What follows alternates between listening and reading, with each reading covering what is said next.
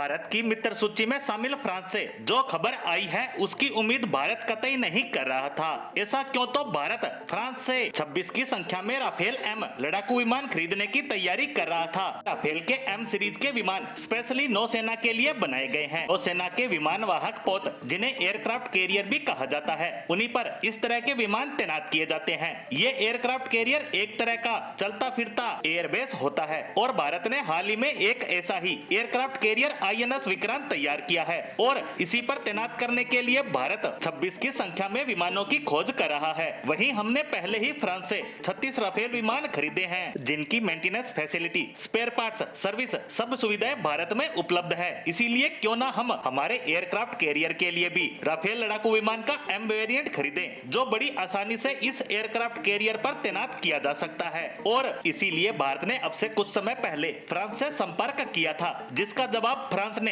अब भेजा है, जो कि बहुत ही ज्यादा हैरान करने वाला है। दरअसल फ्रांस ने कहा है कि अगर आपको 26 लड़ाकू विमान चाहिए तो इस बार हम आपसे दोगुनी कीमत वसूल करेंगे। यानी 2016 में हमने जो राफेल खरीदे थे उनकी जो कीमत हमने चुकाई थी उससे लगभग दोगुनी कीमत इस बार हमें इन विमानों के लिए चुकानी पड़ेगी। और जैसा कि रिपोर्ट्स में बताया गया है कि फ्रांस ने इन 26 विमानों के लिए भारत से 50,000 करोड़ रुपए की मांग की है, जो कि बहुत बड़ी रकम है। और यकीन मानिए, इसे देखकर भारत सरकार और भारत की तमाम मिलिट्री संस्थान सदमे में है, क्योंकि हमने अंदाजा लगाया था कि 2016 से अब तक 8 साल का समय गुजर चुका है और इस दौरान स्पेयर पार्ट्स और विमान से जुड़ा जो रॉ मटेरियल होता है उसमें 10 से 15% तक बढ़ोतरी हुई है। ऐसे में अगर ओवरऑल 25% की भी बढ़ोतरी मानकर चले तो ये अधिकतम 28 से 30 करोड़ रुपए के डील होनी चाहिए, लेकिन फ्रांस ने तो मांग लिए 50,000 करोड़ रुपए। और भारत की समझ में ये नहीं आ रहा है कि फ्रांस किस बेस पर दोगुनी कीमत इसके लिए मांग रहा है,